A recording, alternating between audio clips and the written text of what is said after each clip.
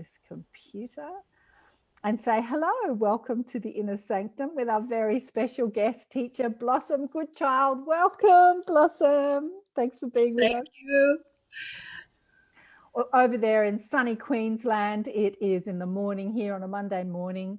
And I'm sure that people who are watching this, the recording back, you know Blossom. If you don't, let me read you a little bit about Blossom. She's been on the show before. We've had a chat on the show before, haven't we, Blossom? We giggled and laughed. Two gigglers getting together. I had a few comments about how they loved the energy between us giggling and laughing. But Blossom Goodchild is a professional direct voice channel medium who has been channeling a Native American Indian spirit energy called White Cloud for around 20 years. She says she shares the messages of unconditional love by means of personal readings, videos, and group events.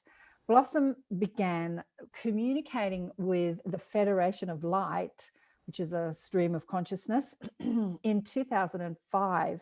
And their conversations are now world-renowned. I know, Blossom, your work has really expanded in the last year or two, like 2 years. Have you noticed? Yes, I missed the last bit you said. It's expanded in the last year or two. Yeah, I think that, is a lot to do with the current situation, because I think people have been indoors and searching their soul a bit, really, and just sort of so looking around to see, what is out there, to find out what is in there, really, So yeah, it's really gone. So many more people have subscribed to my YouTube and my newsletter and things, which is absolutely great, and indeed, as they have to many other channelers and teachers or whatever. Yeah. And with expansion comes, I was talking about this with somebody the other day, when you have a desire to sort of put yourself out there and make a difference in the world, when you step into that role, everything inside us becomes bigger as well. So with expansion of a lot of people, you get all different points of view. So you get a lot of people loving you and a lot of people not loving you. Yeah. And that is such a personal growth workshop in itself, isn't it? Yeah. Can I hate to do this to everybody, but can I just put my earphones on, because I'm struggling a bit to hear you? And Alrighty. All right. So to finish your bio, you followed your sister and family from the UK to the sunny Sunshine Coast in 2000. So you came, when I first saw you online, Blossom, I thought, oh, she's in English. I just thought you were in England. And I was so delighted to see that you were in Australia. I'm like, yes. Yeah. So you came out here in 2000 and happily lives with your husband, Goody, and the spoodle dog, Chief. Yep. Goody, because of Goodchild. So I've only ever known him as Goody. His name is David. So we're a couple known as Goody and Bloss, which is Goody and Blossom, which is a bit unusual. They don't forget us. And you've been a professional actress for many years, and you're still doing that when you can, when COVID allows you to do that. And anyway, and it says here that you say, it's an honor to assist and be in service to White Cloud and the Federation of Light and bring through their messages, as much as it can be challenging, with all the, when you put yourself out there as somebody who's, out there in the public eye, and then you get everyone's opinion about what you're doing. Yeah. So I wouldn't mind discussing that, because there are people in this group that I've asked to do that, who are channeling exalted wisdom. And I say to them, you're not just doing it for yourself, you've got to share that message with the world. Mm-hmm. So what's beautiful about you, Blossom, is watching you on that journey, having your little raves on. I think the last video I watched of you was you having a bit of a rave. White Cloud. Little rant, yeah. So talk to us about that journey of, putting yourself out there as a channel and. Yeah, sure. It's, I guess for me, it was just meant to be. I mean, I often just, like even this morning, I was lying in bed going, what am I going to say to these people? How did I end up in this situation, really. And I do know many people that write in that say, oh, I channel for myself, and what you say is very much what my lot are saying, etc., etc. I guess all I can think is that it was meant to be, really, because I certainly, when I was at school, I wasn't sitting there thinking, oh, when I grow up, I want to channel a dead Native American Indian. Wasn't on my agenda. I just wanted to be in the theatre. So I had no sort of, not psychic at all on that one. So I had no idea. And this still, truly, even now, it absolutely, I haven't quite grasped the reality that thousands and thousands of people read my conversations that I have in my head, type of thing. There's no voice. It is purely telepathic. And I just guess it just is a journey that I found myself on. And maybe, you might know, Karen, there's been a few times when I've just spat the dummy. And there was once in 2011, when the Federation were talking about pillars of light coming in, and they said it would be before the end of the year. And and there were no pillars of light by the end of the year. And I just thought, I sort of had a thing with them of, your street cred and mine is going down the pan, and I'm not prepared to make a fool of myself. I need to know that what I'm bringing through is the truth. And I'm not prepared, to have, because then I get all the abuse. They don't. I get all the abuse, saying, where are they? This, that, and the other. And so I stopped for about 3 months. I just thought, I'm not going to do this anymore. And then I don't know, I heard somebody say something online about they knew that that's why they'd come to the earth at this time to do this. And it just triggered something in me. And I thought, oh, stop being so childish, Blossom. Stop it and get back on board, type of thing. So I did. And even that was in 2011. And there's still been times, it's really difficult to explain what it is that makes you think, I'm going to stop. I just can't do this anymore.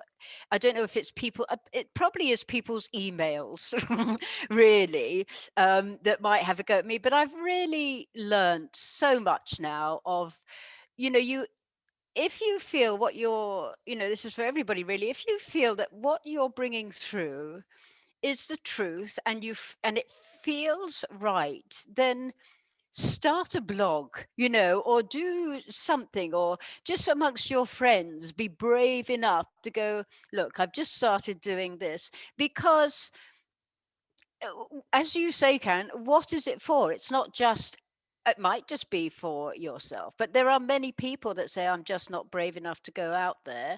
And and there are some people out there now, with all respect, that I think, oh yeah, shouldn't have bothered, really. From the point, perhaps leave that one alone, because it doesn't resonate as truth. It resonates as ego. And I think that is a big thing, that you have to check in, that this isn't about ego. And for me personally, I know it sounds a bit strange, because I'm an actress and that's all I ever wanted to do, was be on the stage. But that has nothing to do. I never wanted to be famous or anything. It's just I have a passion to perform. And this, I think, you have to be discerning as well, because there's a lot of people out there who are doing this for their ego. And I think if you're coming from ego, you start then perhaps getting uh, beings or energies coming in that aren't of the higher light, because you're doing it. Not, I think the main thing is the intention as to why you're doing this. Even if it's an intention of, I'm not going to put it out there to anybody, my intention is for the greater good of all, Yeah. in a sense. It really, do I, like, I'll come off of this, I know it, and I'll think, oh, I had a great time, I met new people and all this. But at the same time, I can sit here thinking, before I came on, I was like, what am I going to say to these to these people? It comes easily because I'm a performer, I suppose, and I've certainly over the 20 odd years I've learnt to just be myself. But you are if you're going to go out there, you are definitely, as you say, you're putting yourself on the line, and you have to be prepared to put up with that or get out, because there's a lot of trolling out there. There's a lot of people that are paid to make me feel bad. Yeah. They are. And so you've just got to rise above all that. And, I am so blessed. I am so blessed that my work seems to have taken off in the way that it has. Yeah. Mm. As you say, it's meant to be. When I listen to other channels' stories, channels like, Abraham, like the really big ones, Yeah. the Seth material, the story is very often, there was an intention for it to happen, but it started happening effortlessly. And then they didn't ever want to make it public because they thought, oh my God, Yeah. people are going to think I'm Yeah. so Yeah. crazy. Yeah. I remember Esther Hicks said to her husband, Jerry, please promise me you'll never tell anybody this is happening. It is, because, I mean, luckily in this time, it's so different, because, but went back 21 years ago when I started. This is my 22nd year with White Cloud, and I started with the Federation in 2005. Back then, people would say, oh, hello, if they met me, especially when I first came over here, what do you do? And I go, oh, I'm a housewife, or, or an actress. I never, if I said, oh, I have a Native American Indian that speaks through me, it was like, oh, where did they go? It was like, they were like the woman's crackers. Whereas now it really, and I knew, new people I was meeting because I'd come here, that I knew there was chat about, oh, have you seen, have you met that oddball, that new woman because they didn't understand. Whereas now so many people are opening up and awakening to finding out more about all this kind of thing, but I've certainly in my time, I've been ridiculed beyond measure, because of what I do. And sort of my father was a very, very strong Catholic, went to church every day. And to have to sort of tell him, you know, uh, he to him originally he was like, I was working with the devil in his eyes. Yeah. But then, a long story, but he did turn it all around. We turned it all around, and that was fine.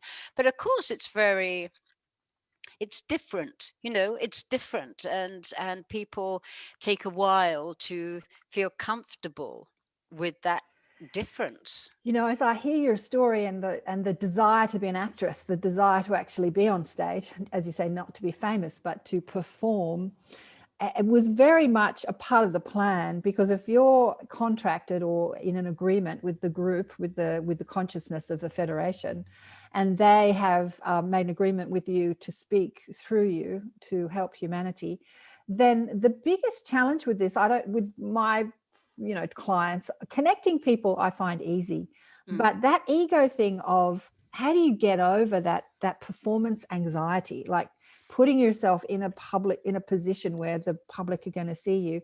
It takes a certain amount of ego to want to do that. I didn't do it for many years because I didn't want to. I was saying to my girlfriend the other day, I don't know how much longer I'll do the shows. I've got other things I want to do. And they're like, but you're on every week. And I'm like, yeah, but I never wanted to be on camera. Yeah, it really is. It's very different going on stage because I know my lines.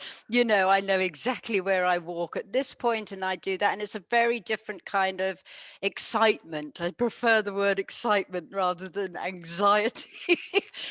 But like with this, when I've done with a live audience, I was told after a while that that they wanted me to talk as me Blossom for the first half, and then White Cloud would come in for the second. And I was like, well, talk about what?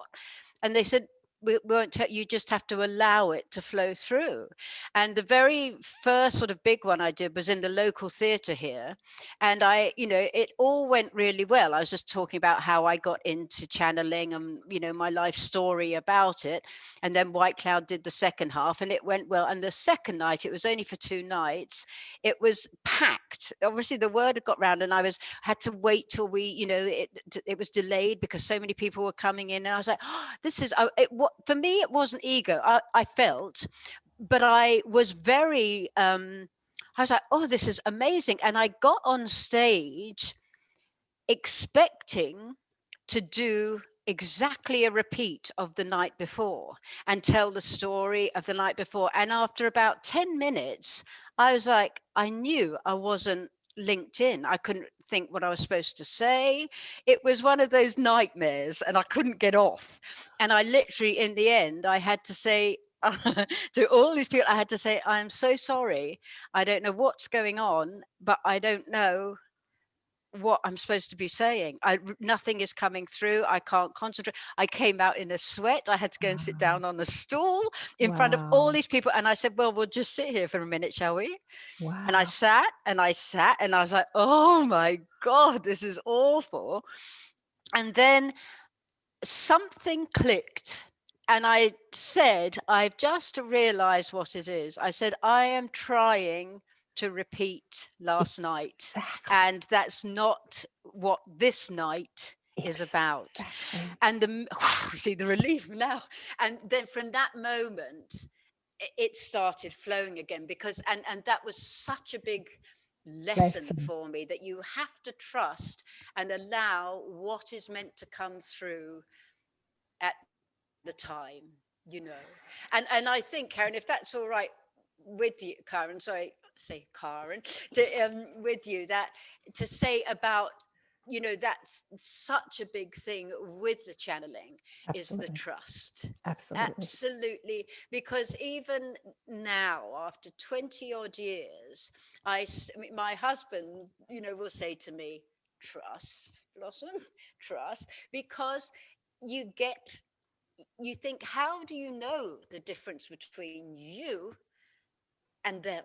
Because when you don't hear a voice, how do you know you're not just making this up? And it's such a journey of trust, I feel, for everybody that does that. Absolutely. Can I get you to put your mic a little bit closer? Somehow I think it dropped down and it's a little less loud. Is that better? Better. Yes. Oh, okay. Sorry. Yeah. Look, absolutely. That is the biggest lesson, the best lesson. I wouldn't say the only lesson, but it's the biggest. That expectation, like you cannot show up in expectation of what you think is going to happen. I had that same thing. I was asked to go. So you and I work very differently. You actually actively say I'm channeling, whereas I don't. I just turn up as me, but I'm channeling. But I don't say I'm channeling. I often call my mob. I'm talking to my mob, but I do it very differently to you, in that I don't take on the personality of, a past life or but we all do it in our own way, right? But I turned up to this cafe to do a talk, and I had an expectation in my head.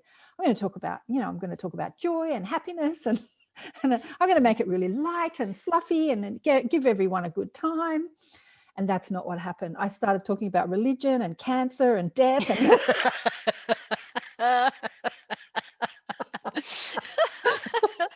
Yeah.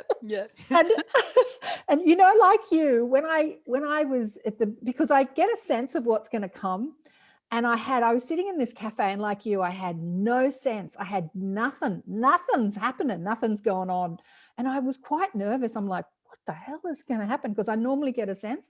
And then I stood up to talk, and then it's like someone throws a switch, and I start yakking. And I sat down at the end of it exhausted, because I was battling the process the whole time because I had expectation. So I sat down exhausted from the process. Normally I'm enlivened from the process. And every person in that cafe, there was about 40 or 50 people, pretty much every person came up and said, I brought my best friend with me. He's diagnosed with cancer. My dad's in hospital dying of cancer. I met my wife at the cancer clinic. I'm studying religion at university. Like everything I spoke about was speaking to the group. Yeah, that's right. Yeah.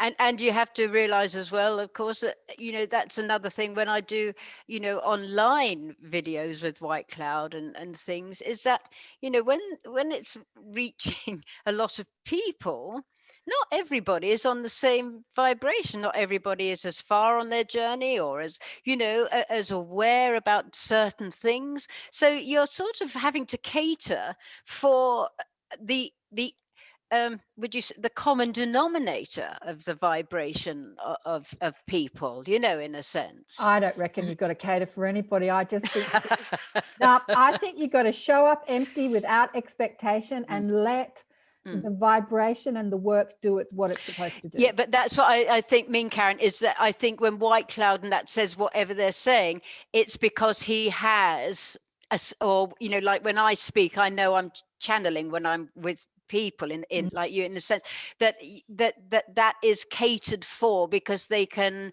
assess the group energy, if you like, of what needs to be addressed or what, because I'm sure, like you, many people will say, I felt like that was directed straight to me. That was for me. And you've got 30 people in a room going, that was for me, because it they can feel it for their soul. Absolutely. Yeah Absolutely. What I love about your work too is that I think I saw you on the last show saying that some woman had said, you should be more enlightened, you shouldn't be stressing as much, or something like that, right? Yes. And I thought to myself, it's a bit like the conversation with God books, because you maintain the human personality that worries and stresses and gets pissed off, and you do that publicly, you're not putting yourself out there as holier than thou, that you never get upset about anything. It actually gives people that example of who we are as people, as personalities, and coinciding with spirit, like channelings, because we're all doing it. We're all connected to God and exalted wisdom, and then we're all human and fallible. And so it just gives the public that experience of how that mixes inside the human experience. And it's interesting, that seems to be what attracts people to my work, it seems, because I am just me, and it's not like I am a scientist or this, that, and the other, that I can teach it in that way and that I know exactly what I'm talking about, because truly, I just happen to do what I do, but it doesn't, and I'm quite a bubbly person, but it doesn't make me I can't walk on water, or it's like people sort of tend to put me, I've met people that have said, they're coming to where I live, and would I possibly, meet them for a coffee or something, and quite happy to do that. And, I've met people who I've said, I'm not what you thought I am. Am I? And they're like, no, you're not. Do you think they walk away disappointed that you weren't levitating during the coffee? Like you're eating my yogurt on a mountain. They just they think that I must know everything and all this, and they might say something to me, and I'll be like, sorry, I don't know what that is. And they expect me to know it all. And I don't. I truly, truly don't. I'm aware of a lot of things because of people sending me stuff that is going on at this time and all that kind of thing. But in terms of enlightened, no. No. Well, I think, though, what I might say is that I think our point of being here, I feel, is to lead by example, and be bright and light. And I find that easy to do, like now type of thing with people. But that doesn't mean I don't have that side of me, that I'm not jumping for joy and all that. I can go very deep, and I can get very confused and very depressed because of the state of the world. I'm not this sort of, people say you're so full of light and love, and I think, well, I am when I'm talking to you. because I'm not going to come online and be miserable, but I mean, this that I'm being now, I would say, is my self. I'm being myself, but I certainly, that's it. I am just annoyed. I wanted to go on the stage, and I went, that's my passion. So to find myself being questioned or written to by scientists and people of high intelligence, I'm out of my depths. I'm absolutely out of my depths, and they think I should know all that they're asking me, or if I don't know, ask them. But that's that trust thing again. You might be out of your depth when you're identified with Blossom, the personality, and the life of Blossom. But once you're connected to the Federation, now you have got access in that connection. And sometimes the access is wanted and needed, and sometimes it's not. Like my girlfriend, I was telling on the last session we had a story about my girlfriend who lost something, and she said, can't you ask the guys where it is? And I'm like, no, getting nothing. No, not coming through. And the thing is that it wasn't for me to give her the answer, it was for her to find it herself. So and very much so, it's very interesting for me, and I don't know how other people do work, but I get asked to ask the Federation so many varied questions.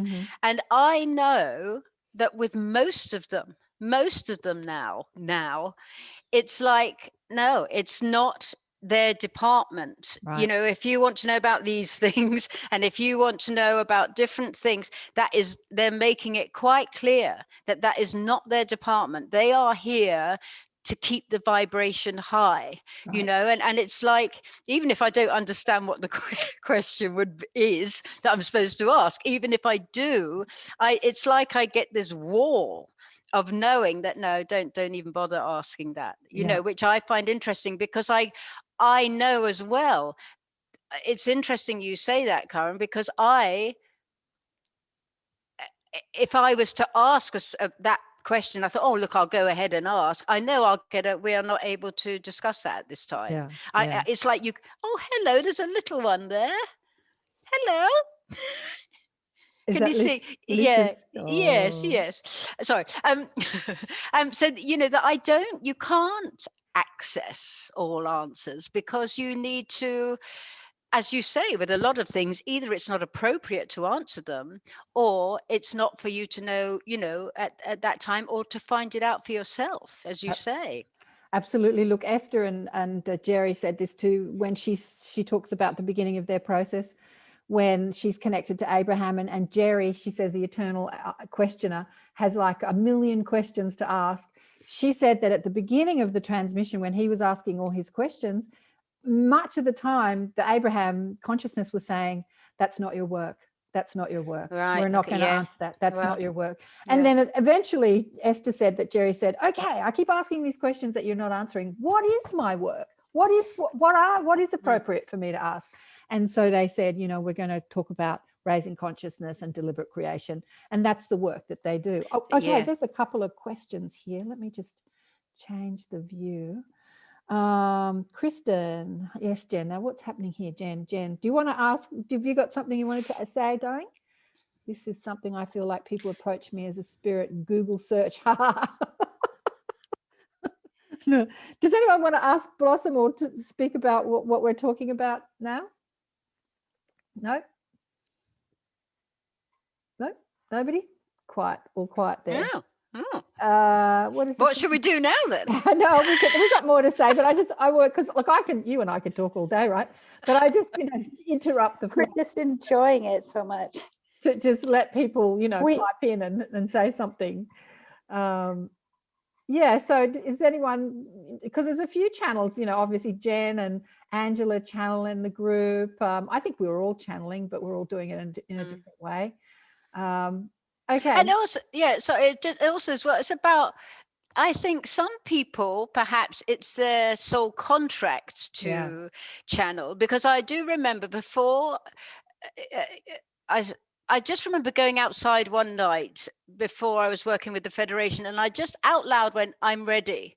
And I was like, why did I say that? It was like my soul was saying that. And so maybe a contract to channel other consciousness or energies, etc., might be a soul contract. But then there's the other channeling that it's just you're bringing through your higher self. It's who can't. When I say who can't do that, I don't mean that flippantly at all. But there's no reason at all why one shouldn't be able to to do that, whereas if perhaps, I don't know, maybe Karen, that if you have a soul contract, that would, for me, I didn't have to learn to channel or anything. It just happened, type of thing. And I think a lot of people want to learn how to channel, say, the Federation, and it's not necessarily meant to be that they do.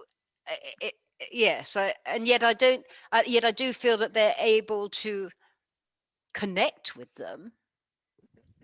Excuse me. Absolutely. That what I have found, having witnessed many teachers over the last 20, 25 years, is that when there is this really powerful contract, I'll say contract rather than agreement, because it's kind of set in stone in many ways. We do have free will to say, no, I'm not going to do it, but that's going to create a whole world of suffering. It does happen absolutely without any teaching, any like I remember Garnet when he first connected with his spirit guide. On the first show I had with Garnet, I kept quizzing him. So how did you do that, Garnet? How did you do that? And he goes, Karen, it just happened. And I'm like, but how did it happen? He goes, I don't know.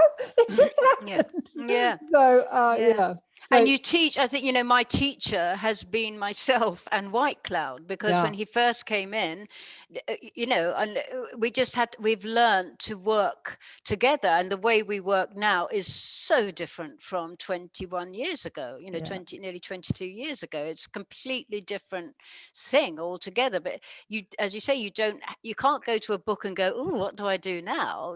Because my way of channeling is I stay in and we meet in the middle. Whereas other channelers who are called direct voice channelers, they pop out and let the energy come in, and they have no idea what that energy said while they were out. Whereas I am in total, I'm there with him all the way. I can interrupt him or say, I think I don't agree with that, or whatever. I'm still in there. So that you have to be your own teachers, I think, really, in that sense. And I think for many people who don't understand the channeling process, because there are so many different ways that people channel, I think that with our very black and white minds, it's like you're either channeling or you're not. What do you mean you're in there and you're having a conversation? Doesn't that mean it's just you making it up?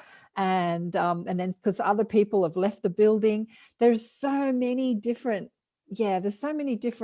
ways that this stream of consciousness absolutely, it's not black and white in any and it's exciting. And I think that when you said anyone can contact their higher self, I think that's absolutely true. And I think that we all of us have connection with our higher selves. We couldn't be breathing. How can you not, if you know what I mean? How can you not? It's just that awareness of that connection. So I think that anytime we're loving, in a loving space, we can have that channeling of our higher wisdom, exalted wisdom coming through us when we're reaching out to help people, or just in a joyful space, or anytime we're having a good time and we're feeling good, we have that strength and connection to the source of who we are. Yes, absolutely. And you see, I know when we had, we spoke before, Karen, that you have that amazing gift of, as far as I know, being able to just sit there now and go, hold on, I just need to ask you a question. And they'll go, and there you are. I can't do that. Oh, yeah, you can. No, I can't. You see, it's interesting because we all have people think, oh, ask him or do that. And I go, no, it doesn't. Okay. It doesn't work like that for me. I'd love it to. I just asked them why. And they just said to me, because you wait for them to tap you on the shoulder. Like, you wait for the invitation is what they're saying. Rather than expecting it to be there all the time, you wait to feel that, oh, they're here, they want to talk to you. Would that be right? Well, in the sense of that, I sort of book in in my diary each week. Oh, I'm free to channel that morning, so I'll do it then, type thing. With White Cloud, not so much in the sense, because I can't. I say I can't listen to that language. The Federation seemed to be a very different way of channeling. When I sit down at the computer and telepathically we speak, whereas with White Cloud, because he can come in straight away now, there are times, if appropriate, when I might say to somebody, I think he wants to have a quick word, and I'll let him say what he needs to say. But not, I think I probably, in all honesty, have a bit of a fear of not of him or the Federation or me not being able to answer the questions. Yeah. Which is, I'm quite aware of that. But then sometimes I'll walking along the beach on my own with this Indian in my head, and there's nobody around. I'll have a conversation out loud, and White Cloud will and we speak to each other out loud. And sometimes I will get a bit confused because I'll say, "Go on, then answer that one," and he can't, and he doesn't, or it's like it's just. I think it is that. And in all honesty, this may feel right or wrong to people. Why should he be able to answer everything? Is it because he's this, this beautiful being who is all-knowing? Ooh, I've got so much I want to say to that, because Go, I'll shut up. No, don't shut up, because I think that, again, we're getting back to our human minds that wants it to be black and white. It wants the rules, and if I follow those rules, this is going to happen. And that's not what it's about. So when you have a contract to channel exalted wisdom, so that contract is there and it happens, and you don't have to learn and all that we discussed, like you and many of the people I've had on the show. But you're also human, and you also have a contract to be human. And as a human, you are, living out your karma and working with your limited belief systems. So you're doing these two things at the same time. You have this contract to bring through the messages, which just pushes you out of the way, and all your fear and all your worry and all your expectations can just sometimes push you out of the way and just come through. And then there's that time where they let that stay there, so that you're personally working on it, so that you actively and deliberately have to alleviate your worry or your trust. So there are two things happening, or more than two things happening. There's many things happening simultaneously. It's just so not black and white. Yeah. And you grow through all of that, Right. don't you? It's like, and like me saying, "Oh, I wish I could do what you do," type of thing.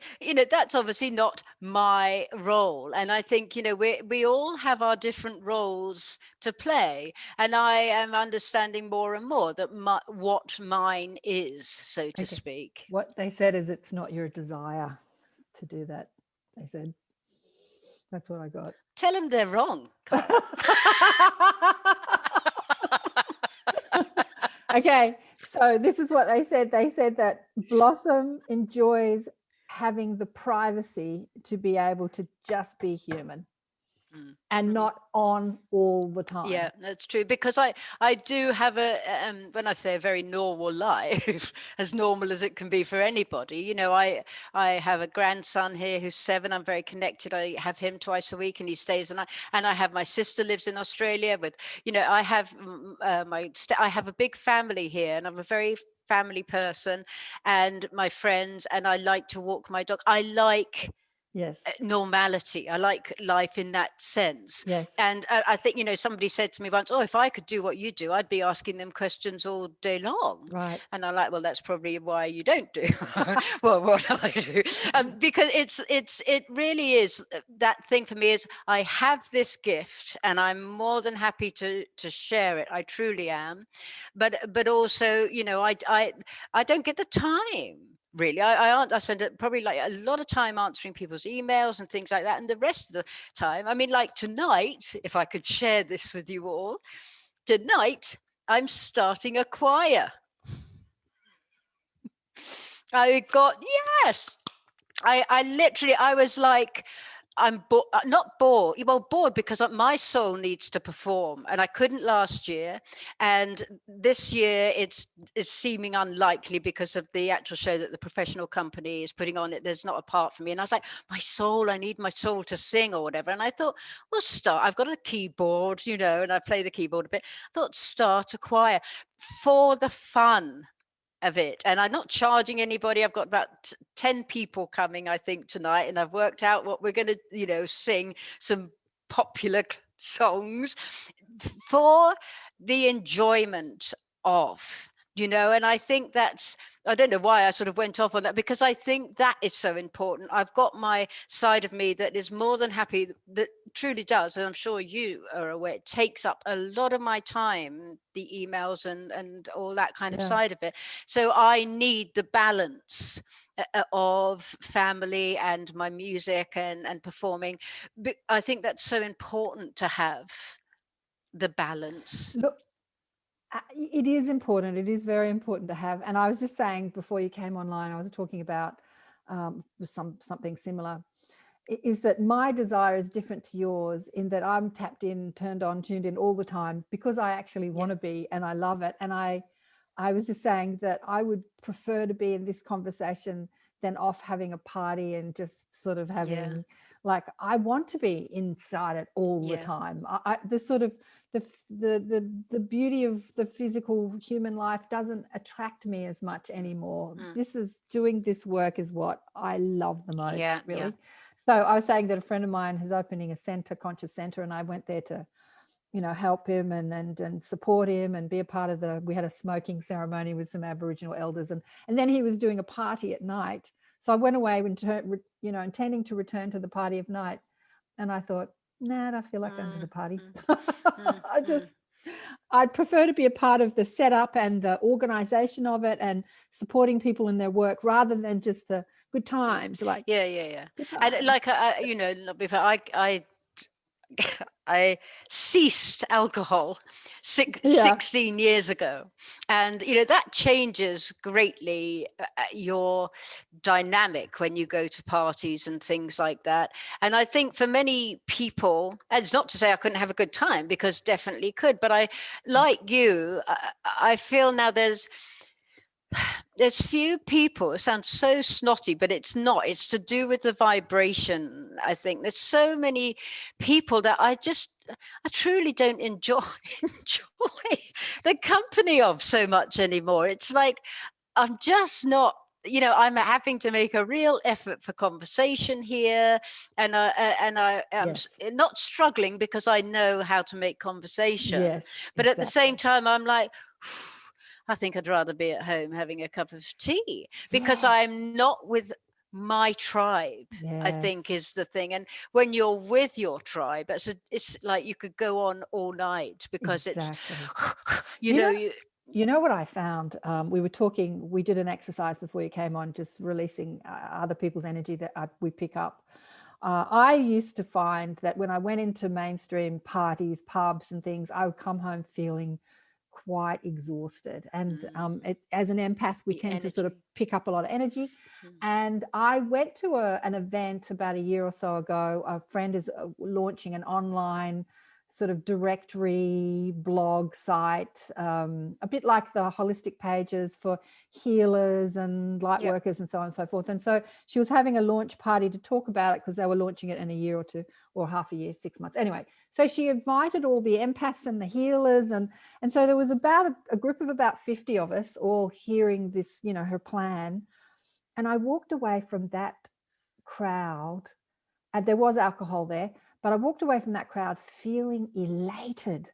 There was something about being amongst other empaths and psychics and healers, that there was a different energy exchange happening. And I walked away feeling so energized. It was so different to how I normally feel when I'm in groups. Interesting. It is. So And also on the same note, it can be the same thing with a group of like-minded sharers or whatever, and there can be those that are coming from the ego, and without them consciously realizing, they're sucking you dry of your energy, you know, and you can walk out of there and, you know, go just conk out on the bed because they want more of that light for themselves. You know, that it's so, there's people that sort of don't walk their talk really, as you know, as well, aren't there? Yeah. There's so much, I think, energetically. I don't, you know, I have a friend who I saw yesterday actually, and they keep themselves to themselves, this couple, very much, because, and they work, nobody knows who they are, but they spend a lot of their day just clearing energies on the planet, just Right. tuning in, clear. And you know, those people I admire. They Yeah. get no credit, nobody knows they're Yeah. doing it, and they spend Yeah. so much time doing it.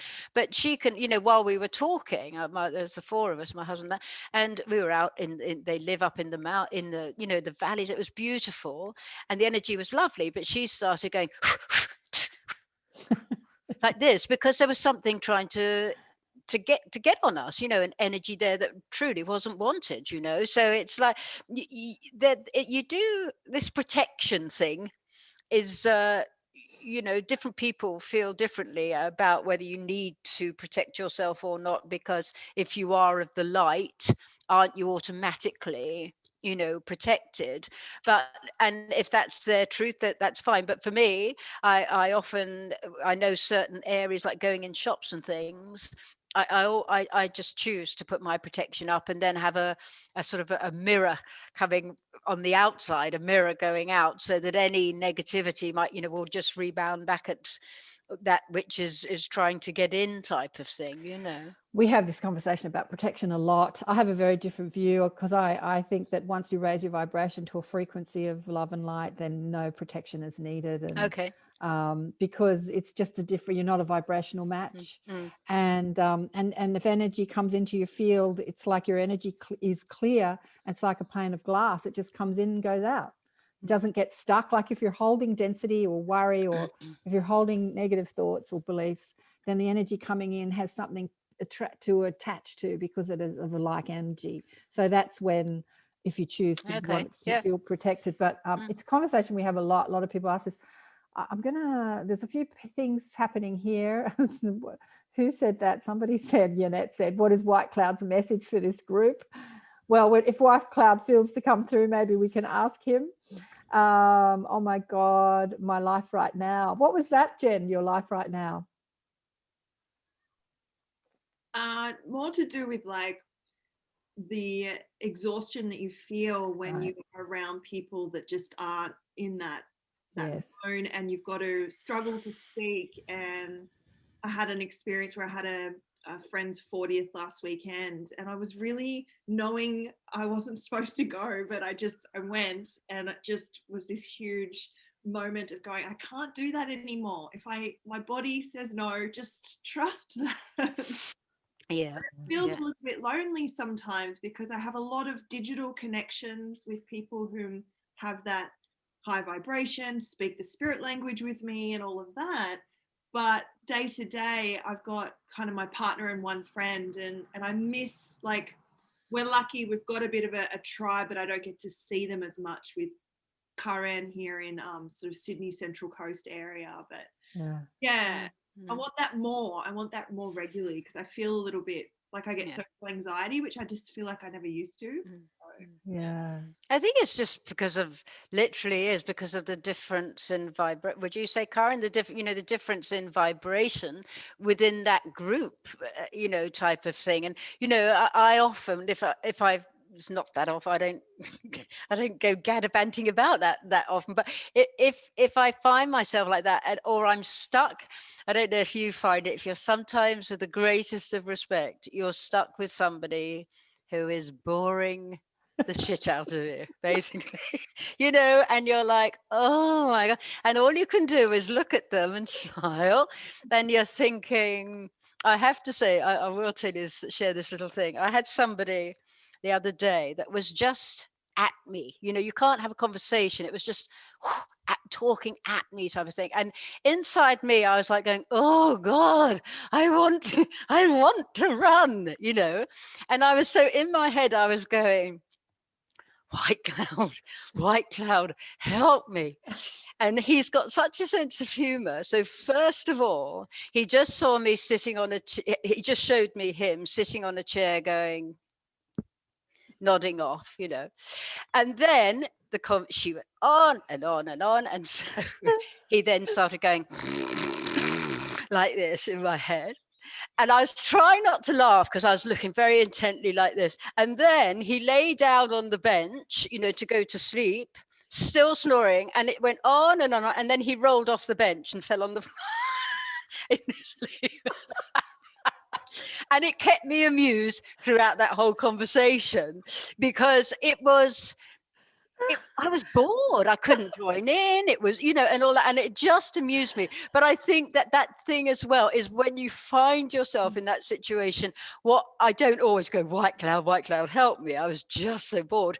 Was like, you just, you know, I just think, right, here's a great opportunity to send your light to that person. And rather than really listening I've got one ear sort of half listening to them and the other is like I am you know, I do my best to send their light to them, you know, my light to them. Yeah, it was funny. Look, that is always a challenge, and I'm getting better at it. I think, you know, I'm a Libran, and Libran are people that don't want to offend people. You know, they sort of piss in your pocket type. Piss in your pocket is a very Australianism. You might not understand those people. Piss in your pocket means, Kristen says, what the hell? It means I'm going to say nice things to you so that you like me. It's that sort of always wanting to be liked, so I'm not going to upset the apple cart sort of thing. And but when I come across people like that, I've learnt now, Blossom, how to shut it down in a very diplomatic way, in a way that the person stops ranting but also feels heard. It's a bit of a challenge to do it, but you know, you come across because people. because I was like I don't know how to go. Sorry to interrupt. But I've got to go to the loo. Or so, I just didn't know how. There was no cut-off point. You know, some people just are at you that you can't even take a breath to try and say, you know, I've got to go. Or, you know, the world is going on outside. The world keeps, and you've got me stuck in here. You know, funny. Keeps turning. Yeah. Karen, if it's all right, you know, and I've forgotten who was it. Was Jen. it Kristen that asked about white cloud? Oh, I think it was Yonette said that. Or somebody said that. Is white cloud there? Does he want to? He's always here. Does he want to pipe up? He's ready. He's the man ready. is ready. All right. If that's Well, all right. Let's bring him through.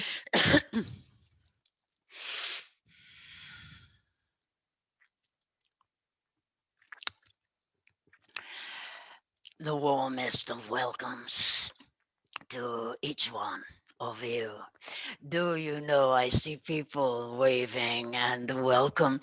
Do you know the joy that is in my heart because of the joy that is taking place in this conversation with you all, with us all today?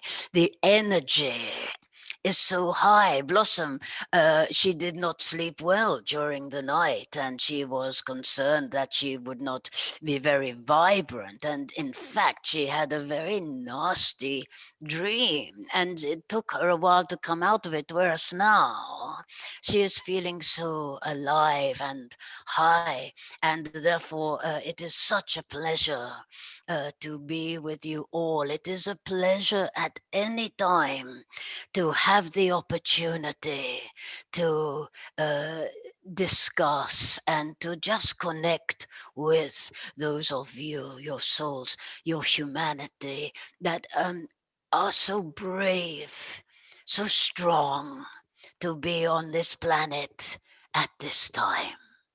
You do know to a certain degree that you are here because you are the strongest of the strong, and that you are going through tumultuous times. You are aware of this, yet you do not, and I say this with the greatest of respect, you do not quite yet understand the enormity of who you are and the love and the light of who you are. Yes, we are aware that you know that you are love and that you are light and that you are truth, etc. Yes, you know it, but you be also to do with the energies at present.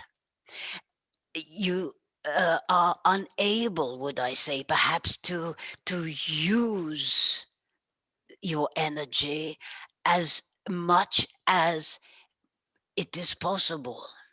But as these stronger energies come through and you rise up in your vibration as you awaken more to meet that energy, my friends, you will be blown away with, you will sit down and you will say, is this me?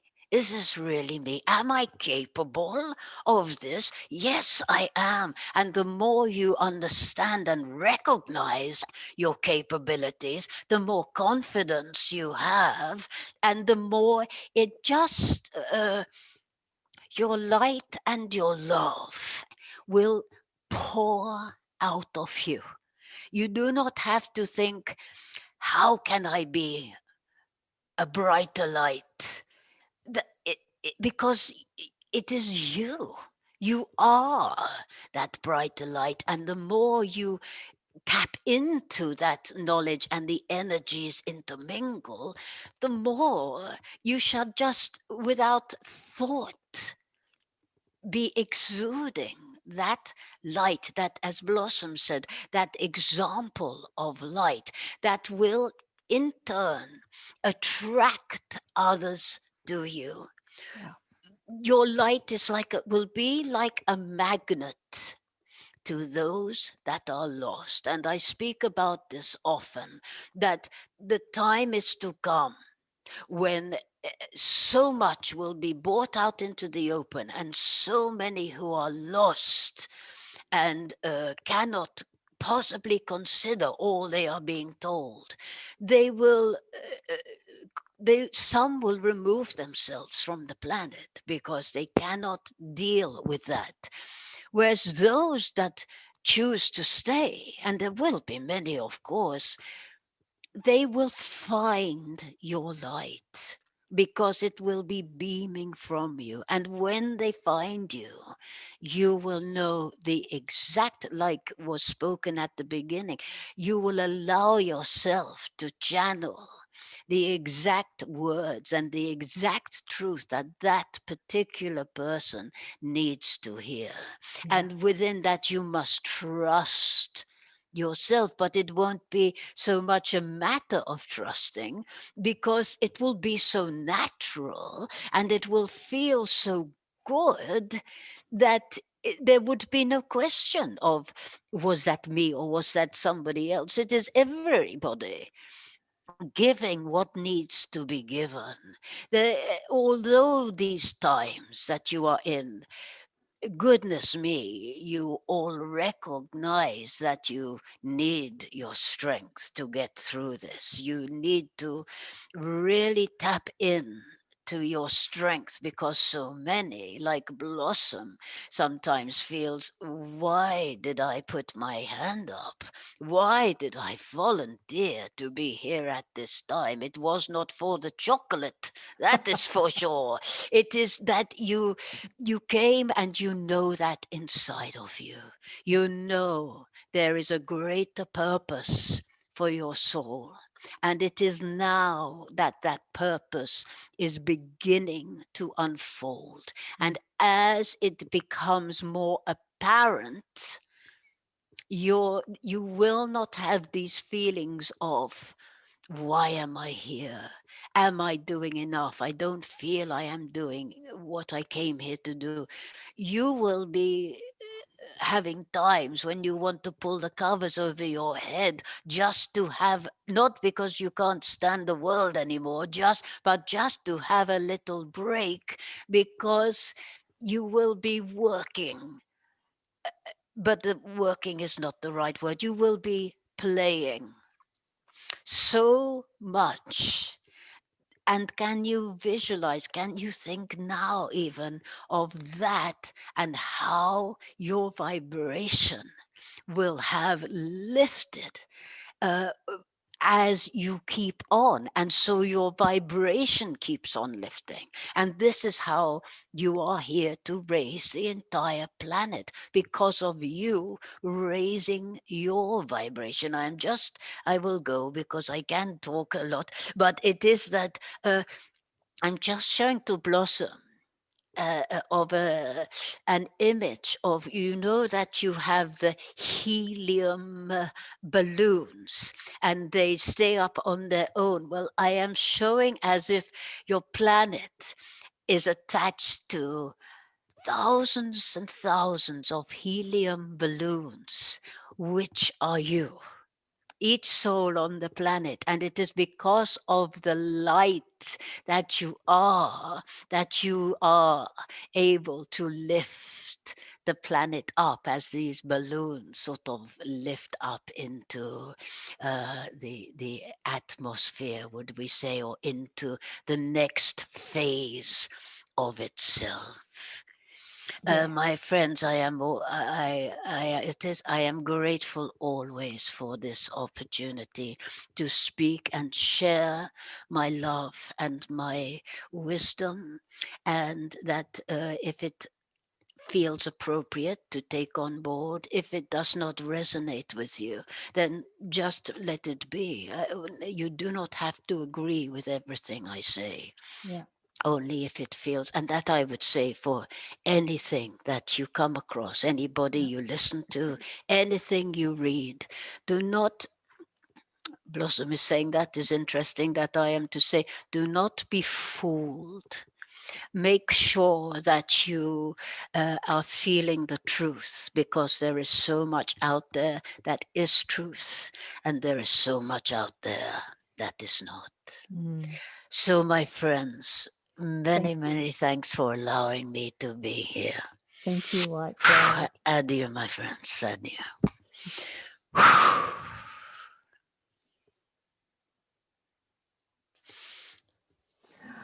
Cool. Beautiful, beautiful, beautiful, beautiful. So, reiterating the message that we've had so often: make your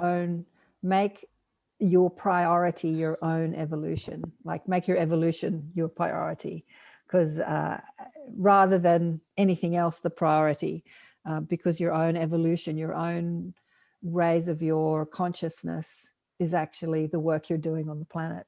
It's like that helium balloon lifting the planet. It is. And that's that thing, isn't it? It's like, I know I was getting stale because I couldn't perform and the music. So it's like, it definitely is, I think, in our own little worlds, do what brings you joy. Yeah. And by finding your passion, or working with your passion, playing with your passion, and that which makes you feel really good, that is how you're serving the planet. That's all you need to do, because that vibration that you're giving out while you're arranging flowers or painting is going out, the ripple effect to the whole. Yeah. And when we all do that, that's how it works. I had an interesting conversation with my mob during that transmission about protection just there, because I was having a chat with them about protection. So it's perfectly okay for you to, surround yourself with protective light if you're going into supermarkets or areas where you feel you need it. And then they said, but in any opportunity where you experience density, it's pointing at the density within yourself. So it's always an opportunity for you to be aware of it and then do something about it. How many times do you want to stop that opportunity to be aware of the density that you're carrying? Okay. Like if you That's very interesting. It is interesting, because I remember when I was in my 30s and I'd go to the supermarket and I'd be so expanded that I could not cope, because I was carrying so much of my own I'm not good enough, unworthiness crap, that when I was out there amongst everybody else's I'm not good enough, unworthy, I was suffering, and I used to drop my shopping and go home and sort of rock and go, can't go out, can't go out, can't go out. Yeah. That's really interesting, Karen. Yeah, it's a very good way to, to look at that. I have I certainly go along with that as well, but I don't want to go into dark places, but I am aware that I have been quite seriously attacked a few times in my psychically attacked, whatever people want to call it. And I also have I can only think it's every now and then I have a smell around me that's stale. I can't put my finger on what it is. I say to my husband, yes, do I smell like this? And he goes, no, he cannot, nobody else can smell it. To me, I feel it is an energy that, not harmful in any way, just is around me. And I just go, God, I can't stand your smell. And just trying to sort of send light to say, you don't belong this far, this around me in this way. But it's like I've never sorted out why it keeps coming back, Interesting things to me. I know it's not a perfume. It's not something that is in the room. If like I can smell my father's pipe a lot. He used to, when he used to smoke the pipe, and sometimes now he's passed, I will smell his pipe, and people smell the flowers their mother liked, and this, that, and the other. But this, I don't know what it is. Are you about to tell me, Karen? I could. I don't know if I have permission. I want to address other people that are chatting here. Jen says that she was profoundly moved by that. Do you want to say what you said there, Jen? Thank you so much, Blossom. Thank you, White Cloud. Just as soon as he came through, like the wave of frequency I could feel, and I just started crying immediately, and it's like, wow. So that real profound hit in the heart, and I'm gonna have to go back and listen to it again, because I was almost kind of like a bit wiped from it that I couldn't hear. That's strange. So yeah, I've been kind of channeling for quite a few years, but I remember in the beginning I felt really scared because I had no idea what was happening and who was coming through, and it was all in writing at first. And I've been now practicing more in the speaking. I mean, I work with spirit a lot. I get them telling me stuff, so I sort of relay it to my clients. But okay, I'm getting seen this now, and I get this word, or I'm hearing this, and that helps me to decipher it. But I'm just starting to now bring through their voice and just noticing what it pulls from me, like when they're looking for words and description, and that pause of like trying to find it within me. It's a really interesting feeling. So yeah, thank you for sharing that. That was amazing. Oh, it's always my pleasure. Always my pleasure. I have thrown Jen in the hot seat. So I'm facilitating a higher self expo. It's a 24-hour online expo, and I'm facilitating the 8 hours that will be the Australasian 8 hours, and seeking teachers to speak about where science meets spirituality. So I asked Jen, because she's an Aussie, because I'm looking for Aussies, or Australian, New Zealanders and Asians, actually I'm looking for, could she channel that information? So we're getting a lot of experts on there that are like scientists and neurophysicists, but they straddle the two worlds. But I was thinking, can we just have pure channel from someone that's not a scientific expert, and have that perspective, where science meets. So I've thrown Jen in the hot seat to do that for the expo. Well, yeah, excellent. Yeah. And do you feel very confident, Jen, about that? I just wrote in the chat box that yesterday I deliberately did a session where I brought through about half an hour on that topic, because I want to start just getting used to it. And I think what will happen is they'll kind of then guide me to, if I need to learn something or understand more words, to be able to speak about it, because I could feel it was cool because I was a bit like, oh, I don't know. I'm only ever channeled on people questioning me about things to do with me. And I'm like, well, this is the first time I'm doing it on stuff that has nothing to do with me. So it was cool. I haven't listened back to it yet. Yeah. But as soon as it was coming through, I'm like, oh, this is going to be fine. It'll be totally easy. Oh, that's great. That's great. Just that beforehand still, even though it's fine when you're in it. It's interesting. Yeah. So unlike my show and unlike this, it is live. It's not pre-recorded. So it is exactly what we spoke about, Blossom. It is showing up without expectation, empty and in trust, right? Showing up and knowing that even though you don't have that information, they like letting that information come through you. And you wouldn't be doing it unless you were meant to be doing it, would you? Right. You know what I mean? You're there because you're meant to be there. Yeah. Right. Yeah. Wow. Cool. Yeah, threw you in. I love it's interesting how, you know, I think, you know, many people do. It's a very common thing to burst into tears for some reason when, well, I say for some reason, you know, when White Cloud comes through, and I guess it's just, I've come to understand it's just his vibration of love that is over, you know, that overwhelms or overpowers or just goes straight to the heart, and therefore it, you know, the tears flow out from the heart type of thing, really. Yeah. Absolutely. And Sarah says he's so cool also how, Blossom, you've created your choir group. Like Karen was saying, if there isn't a group you want to join, make one. Create your own group. If I lived in Queensland, Blossom, I'd totally come. I love singing. I used to be a member of quite a few choirs, and there was a choir here that COVID wiped out, or actually he stopped doing it even before.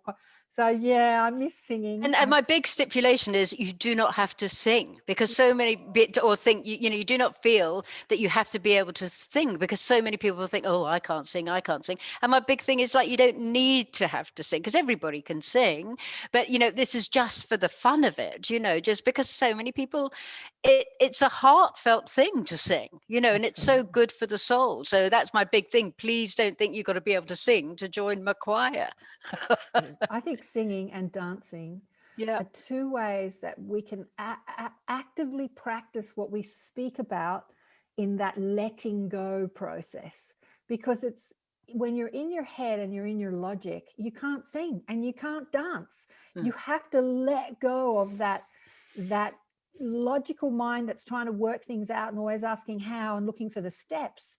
Even though when you sing and dance, you learn steps, right? And then you have to let go of those steps and just allow that the channel. It's channeling, right? Singing and dancing is channeling. It's that thing of, you know, dance as if no one's watching, isn't it? Absolutely. You know, sing as if no one's listening. It's got to come from a deeper place, you know.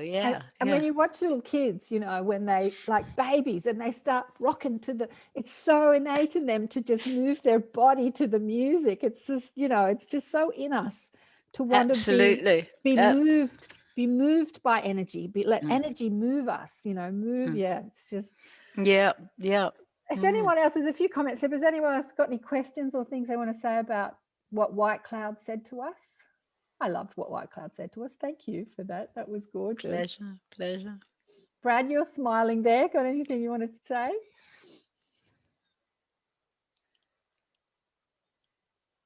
Is there, hi Blossom, it's an honor.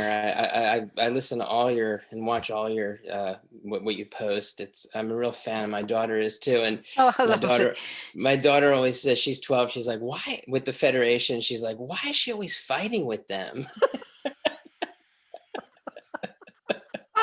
Oh, such a good point. Yeah, and I thought that, I just think it's great because I didn't think that, but I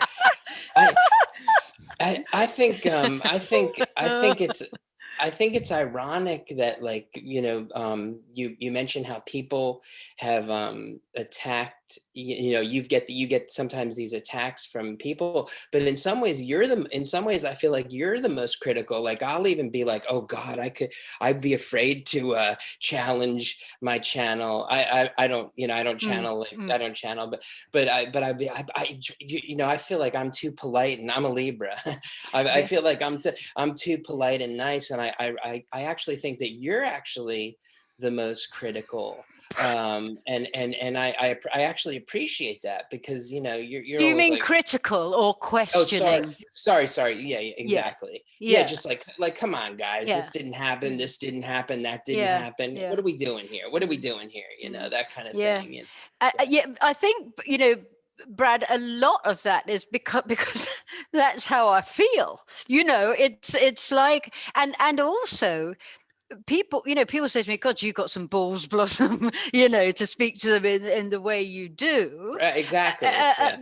But at the same point, all I can say is, maybe if sitting in the room with me at that time with these three, or one column of rainbow light that was, exuding all this stuff, then maybe I'd be a bit more respectful. I don't know. The fact is that I don't hear them.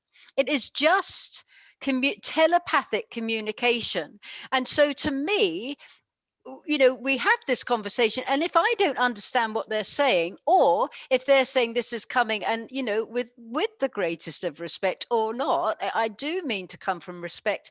If they've been going on about something for 5 years and it's still not here, then I'm going to say, well, hold on, hold the phone a minute. What are we talking about? Because I need to get it straight for myself, because the last thing I want to do is be is bring through a load of rubbish, from what I think is somewhere else. So if it's not making sense to me, then I need to go, but what about this?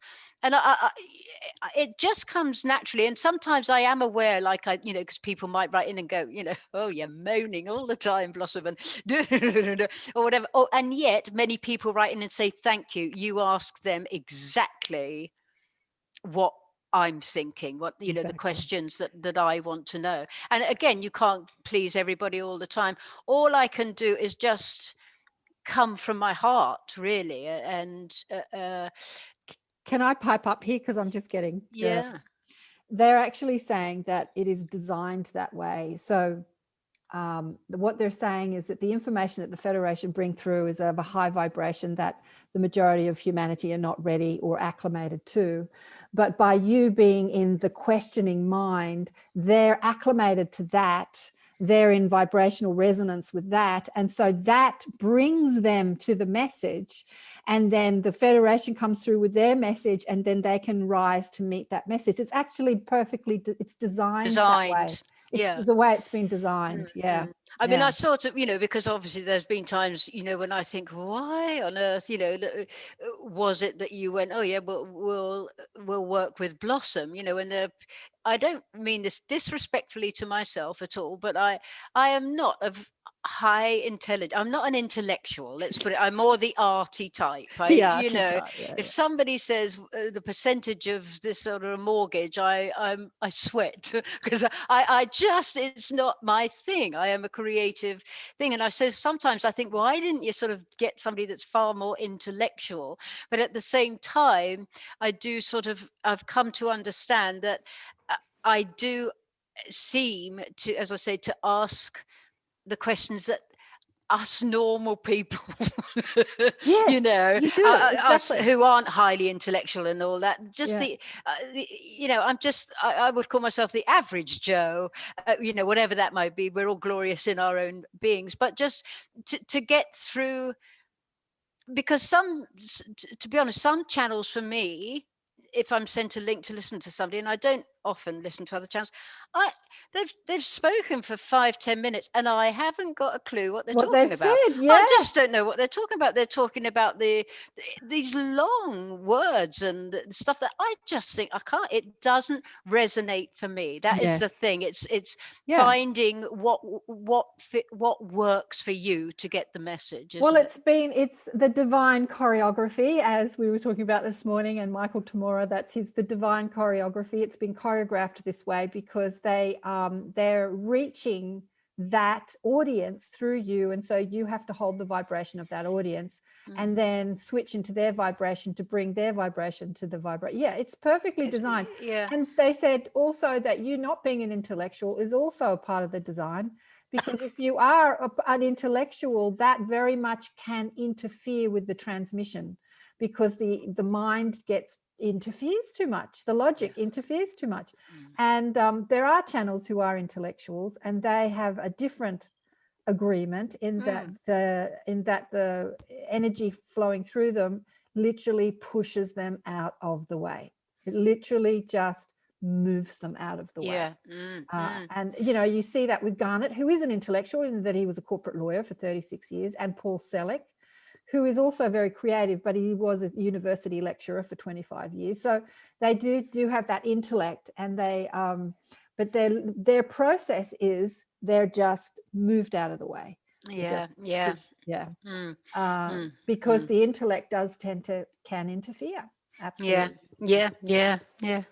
And also, I think in some ways, I think you are an intellect, because I know what you mean by intellectual with talking about the mortgage, because your sense of humor and the way you use language is super.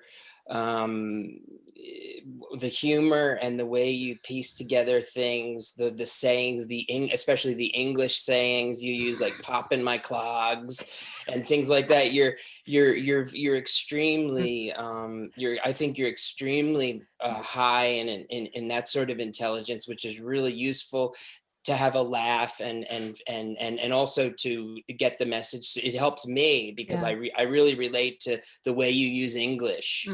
So. Okay, thank you, Barry. Thank you. Sure. Look, it's all working. It's all working, and it's only the human mind that thinks it has to be something different. Maybe that I don't know. Maybe you can transmit this in one of your next. That it's been divinely designed. The divine choreography. Gary, did you have anything you wanted to say, honey one? She's like, me? She looked so surprised. No, I'm just listening. Sorry. I did have a good chuckle this morning. I was listening to your last conversation while I was walking, and the popping your clogs. I had to stop and tell my husband a couple of the things that you said, Blossom. I love your sense of humor. Thank you. Yeah. It's good to keep your sense of humor, I think, in these times, especially. Yeah. And I guess, it's just sort of my natural way of speaking, I suppose, really. So why would I change it, just because they're whatever, and they must, I'm sure some people would think, well, how would the Federation know what popping your clogs means? But they just do, because it's they're in my head type of thing. It's like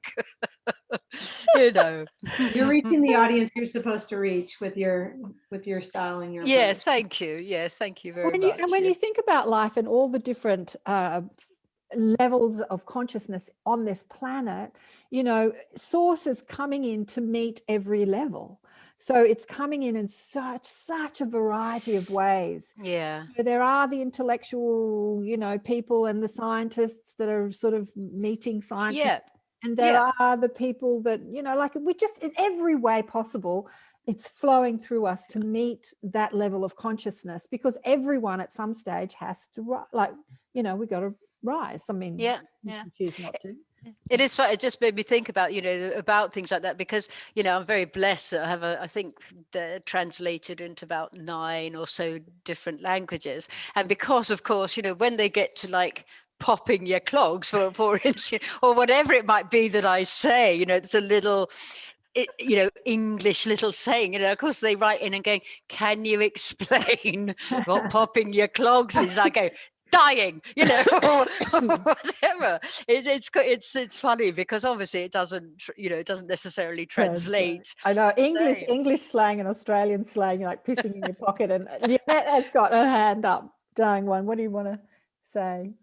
No, I was just going to say thank you, Blossom. It was wonderful to hear you channel White Cloud, and just the very first thing he said, or they said, about we don't know the power and how extraordinary we are. That just hit me so in my soul, and deeply resonates with me. Like we just don't understand. We're not yet really aware. And to the laughter and the joy that you bring, I just love your sense of humor. And I think It doesn't have to be this sort of intellectual exercise. You know, you're such an amazing, I mean, what it would be to just sit with you and have a cup of tea. I mean, and just, you know, laugh and to, That's what a lot have of people say. I wish I could come and have a cup of tea with you.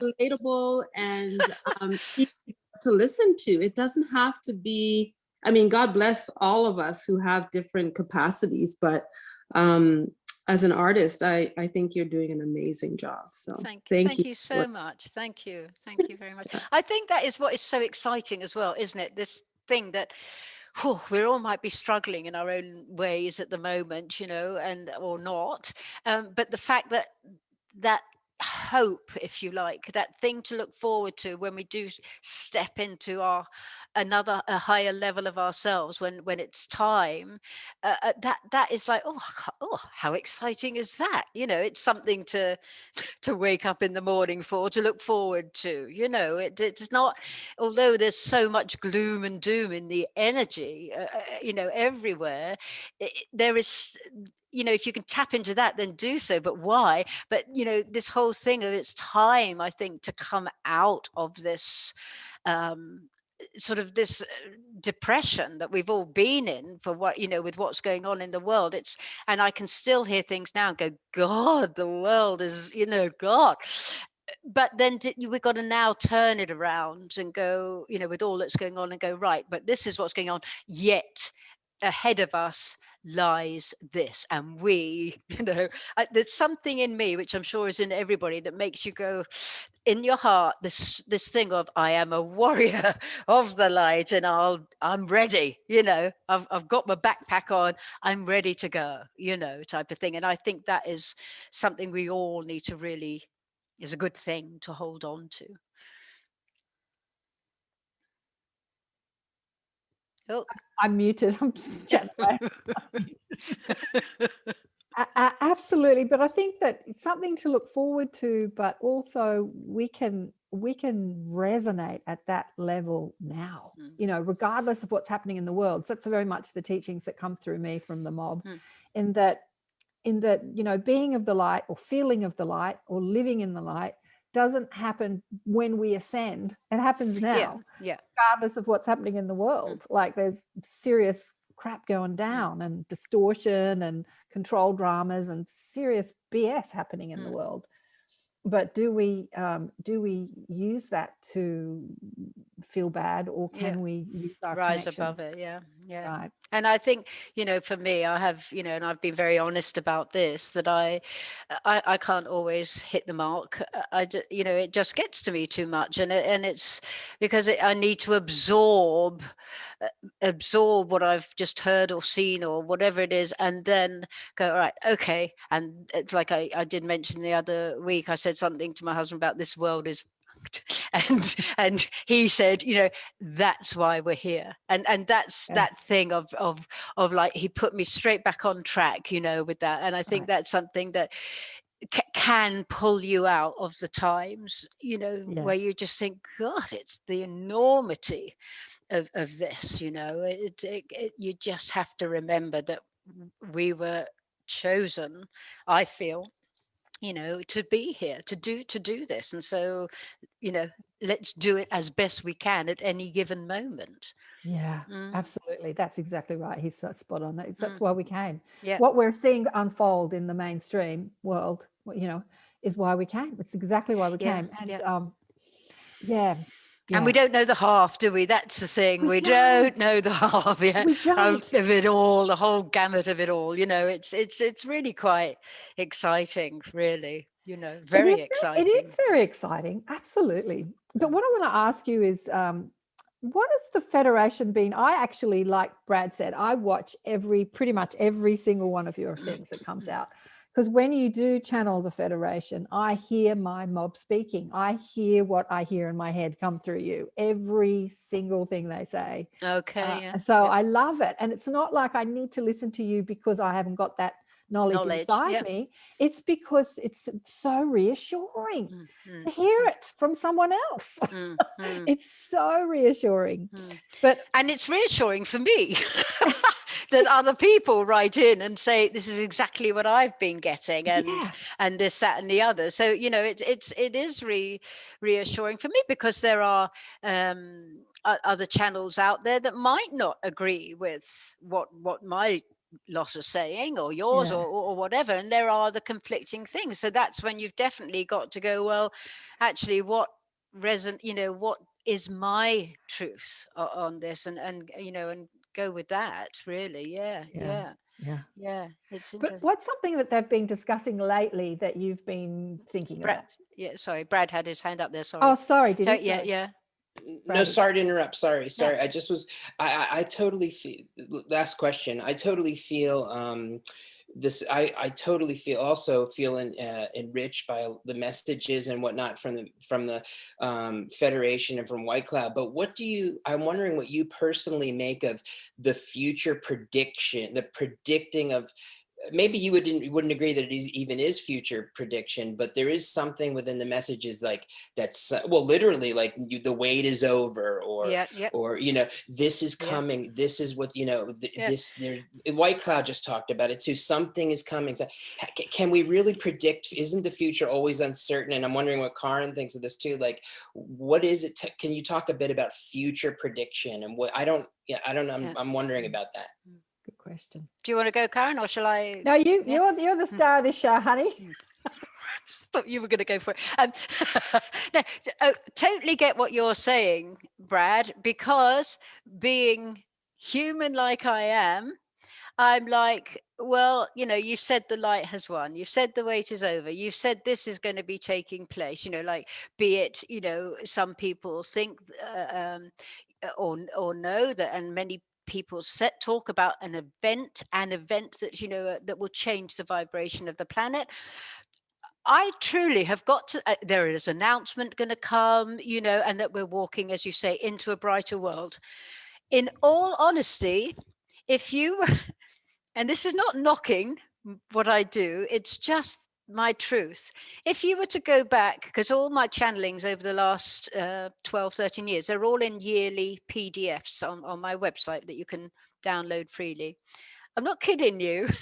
If you were to pick any one of those years and just pick on a channel, it would be as relevant then as it is today. It would be the same kind of thing that they are bringing through time after time after time after time after time. I'm not knocking that. That's, you know, new people are joining in all the time. But I remember so distinctly in 2012, December 2012, doing a White Cloud session to a live audience. There's about 100 there, I think. And his message was so profound. You know, the energy of it was like, we're coming into this new time, and with respect. And then, you know, I know without question for me now that, you know, December 21st came and the energy changed. You know, that was what that was all about, as opposed to the world parting or whatever was going to be going on. So I can still go, well, you're saying the same thing now 12 years later, White Cloud. But in a sense, this is coming through now. We are in a better position now of awakening, of strength within ourselves and many more people on the planet. And all I can say is I go along with it, because when White Cloud speaks, or the Federation, that coming from their soul is so emotionally strong. And it's coming through time after time after time. So I think, well, if that's what White Cloud is saying is going to happen, I might go, which I do, well, we'll just wait and see, shall we? Let's wait and see, with so many things. But inside me, I think that new world is waiting for us, purely because of the energy that White Cloud brings through for all this time, and the Federation. That is their message as to why we're here and where we're going. So although it might seem like, well, will it be in my lifetime? Who knows? You know, I truly don't know. But in me, it seems that, yes, I feel that is definitely going to take place, this higher, greater world. There is some knowing, although it's questioned by me all the time, that this is where we are going into we're ridding the dark and moving into this higher vibration. Yeah. Mm. Yeah, there's a couple of points that I want to put in here, because as humans, we get so trapped inside the illusion of linear time, and we have everything in our language is based in linear time. But when you're speaking with spirit, it's not. There's no such thing as time. There is only alignment of energy. So to them, to us, to them, we look like we're moving in slow motion because of this frequency that we're involved in. So 20 years to us seems like such a long time. To them, it's like soon. Soon. Yeah. Exactly. When I've done predictions with people, I have to get a sense of the time, because it's like you can't predict in time. So I was saying to somebody who had a breakup, I realized that they were going to break up before it happened, but then they broke up quickly. So I had a sense that it wouldn't happen that quickly, but then it's just this time thing, because so it's not about when, it's about alignment of energy. And what they're saying is that with so what they're saying is ascension is available to anyone at any moment, and like right now, it's all about how you personally align your energy. So when you align your energy with the energy of source, bang, you're in that bliss that they have been saying it's coming, it's there, right? It's there. So when enough people align their energy with that same frequency of source, or similar to source, when enough people raise their vibration, let's say, critical mass will determine the time. But until that happens, there's no prediction of time, because we all have free will, and if we do or if we don't. So there's no way we can say it'll happen then, because it's dependent on how many people align their energy, and that when it reaches a percentage, then that critical mass will explode. It explodes amongst everyone. It's just Kristen.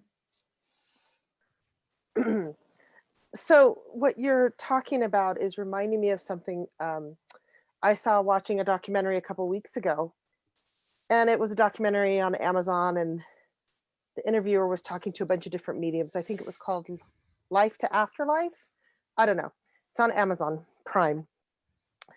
But one of the mediums was talking about something. But what you're reminding me of is the medium said that he was told through his guides or whatever, that back in the early 2000s, when that tsunami came, and around Christmas time, and just was so devastating and tragic, and we lost so many lives, he said that they told him it turned the focus of the world with this mass feeling of like this energy of compassion. And that tsunami came because our planet needed that lift of compassion. And so because us as humans just turned our focus and became so compassionate, that it lifted the energy, the vibration of our planet. And it wasn't people consciously, like I feel like we are talking about right now, like, let us at this time bring our vibration up. It was like, all right, world, you need this. We're just going to boom, hit you with this so that you guys will just do this automatically. And I just thought that was really interesting. I mean, and that was 15, 20 years ago when that happened, something like that. So just very interesting. I feel that was the same with the Australian fires, with so many animals being burnt, and because we get so desensitized to human suffering by the news and by Hollywood, we get so desensitized that we see millions of people dying and we go, oh yeah, another thing.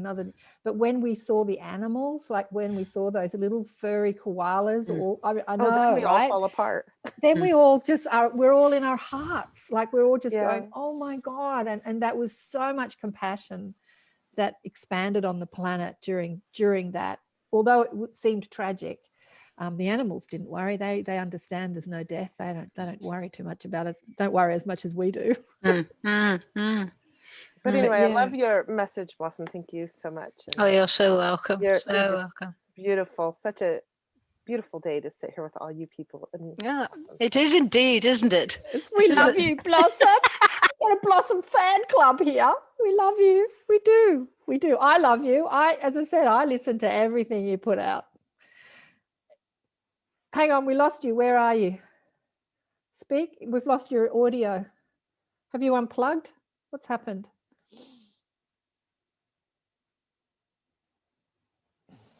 There we go. There we go. I put out at the weekend, and Joe, who reads the part of the Federation. Joe, what's his name? Joe Pena. I don't know if it's. I keep asking him, and I can't remember if it's. I think it's Penna. I think. Oh, I love Joe. Sorry, Joe. Sorry, Joe. Pena? Pena, yes, could be right. Thank you. I should know, really. I should know, but it's just Joe. And he's just put out this, this volume 1 of the best of the Federation of Life, which I didn't even know he was doing. He compiled it with a friend, and he just sent it to me and said, if you want to put this out, Blossom, I've put it on your site as unlisted, and because he puts all those weekly channelings up for me. I sent him my recording of my voice. He records the Federation. He puts them together as one, and then he puts it up on my YouTube site for me. Bless him. And so he sent me this, the best of the Federation, and I thought, it was 25 minutes, and I thought, so I went to bed on Saturday night, and I put my earphones in, and I thought, oh my God, Joe. And he put it to music, and it's, and it's called Volume 1. So they plan on doing more, and just poignant bits of what the Federation is saying. And he's done some bits in echo, and some, it must have taken him such a long time. And it's just such a beautiful thing to do, because you could either do it as meditation or have it on while you're doing your housework or driving or whatever, just as a really, good reminder. So I'm just sort of saying that I feel so blessed to have the team of people behind me that just help get the messages out so much. It was such a lovely surprise for him to do that. Yeah.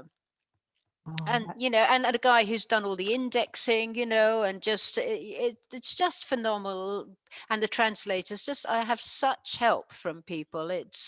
I feel so blessed, to have all that backup, Yeah, that's beautiful. and everybody else who loves it. If people didn't enjoy the work, there would be no point in doing it, because I'd be doing it to nobody. So it's really, we're all one big tribe, I reckon. Yeah, all one big tribe. Are you planning on doing any physical things? Has COVID knocked that out, like having any physical groups? Well, no, I don't really do. I sort of stopped doing that a while back, and then I went more into I did the Bali retreat, and then I did the Hawaii one, and we were certainly all ready to go back to Hawaii. All the group that came, they all were like, we're coming next year. So we were looking at doing 2 separate ones. And then, of course, we were there, literally, we finished the thing there, and we had 2 days to get out before they shut Hawaii down. So everything changed. So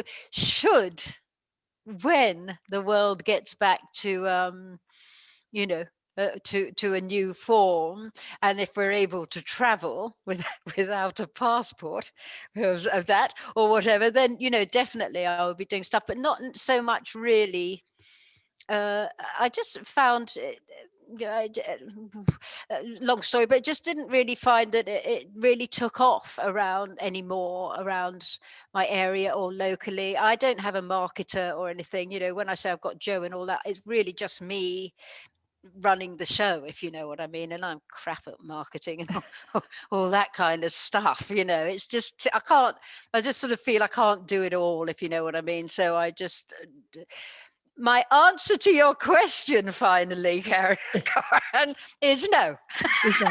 Well, you think it's a no, but that will change. That will change. Happy to, so happy to, you know, but it's just, I guess, the you'll be rights. invited. Yeah, that's the thing, that this going back to this thing that we talk about is that, you know, reaching out to make it happen and then changing your vibration and allowing it to come to you. It's so, you know, you can do it and reach out and try and make it happen. I did that so often. I put on so many groups of my teachings, and people, 1 or 2 people would show up, and that would happen week after week after week, and I'd be like so like forlorn. Yeah. Sometimes no one would show up, and I'm like, and then Why bother? Yeah. Why bother? Why bother? Yeah. And Yeah. so when I heard those things like Abraham speaking, and that were really reticent to do it in groups, and even inside their fear, people were asking them to come and then gathering groups and saying, can you please speak to my group? So it's so interesting, you know, trying to make it happen versus allowing it to happen. Yeah. Sure, yeah, sure, it's just, yeah. But anyway, I can see you coming to Sydney and doing stuff maybe next year. And I've been to Sydney twice and done things there in the past, but yeah, again, it is more to be honest, to be invited, and then I don't have to stress about the the mechanics, the logistics of it all, really, and I just turn up and do my bit, you know. That's what I like. Exactly. Yeah. Exactly. Okay, so we've come to the end of our time now. Has anybody else got anything else that they wanted to, Brad?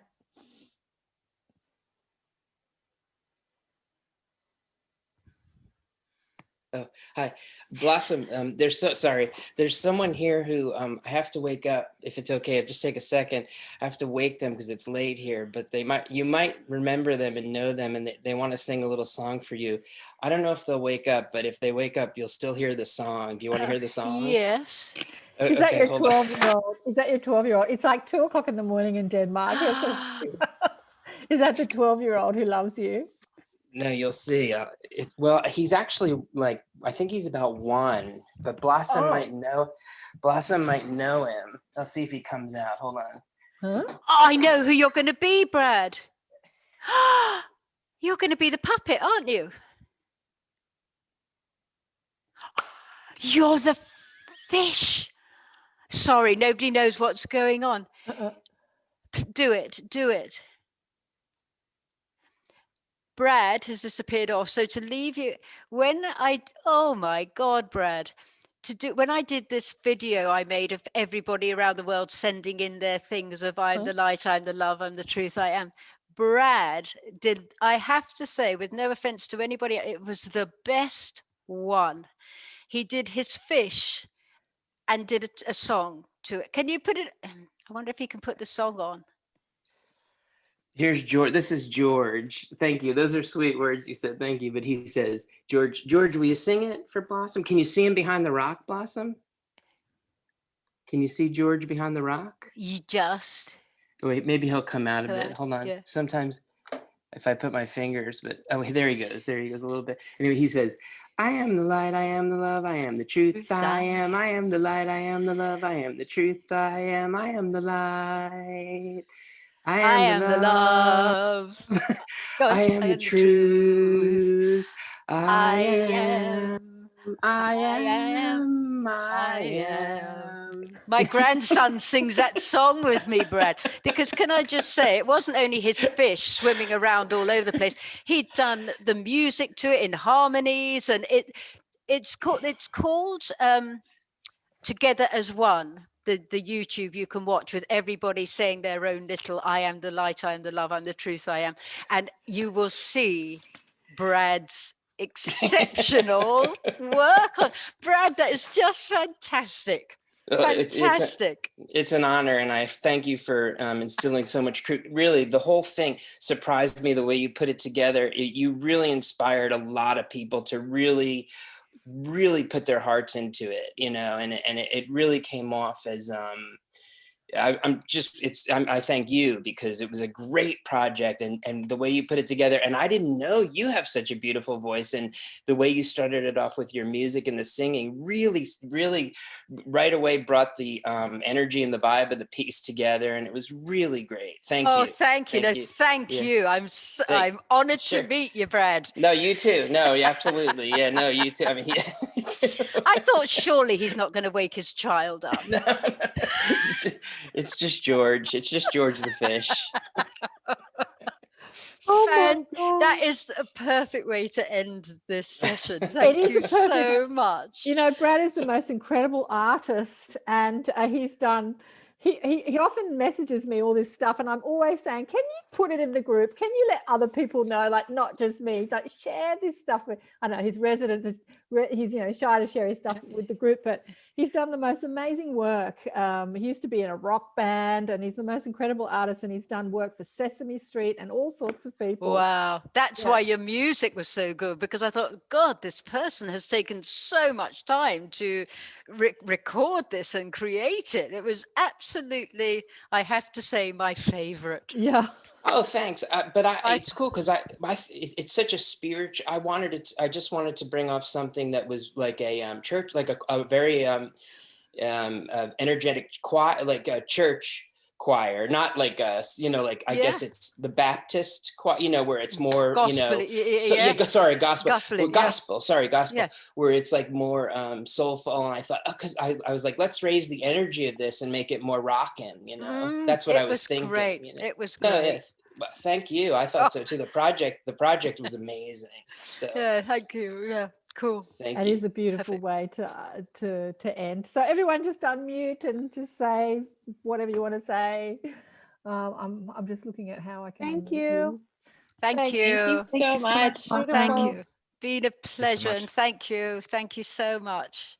It's been such a joy. Thanks so much, Blossom. When we are emailing and I said you were going to be a guest teacher, and you're like, "Oh, I'm not a teacher." I'm a teacher. I am not, and I'm going to be teaching these people some songs tonight. That'd be interesting. And then I saw one of your videos where you were sort of arguing with the Federation, and they were saying, "Of course you're a teacher. Yes, it's exactly what you are." And then you went, "Okay, all right, okay, I'm a teacher." And I'm like, "Right. So now that you've owned that you're a teacher, come in as a test."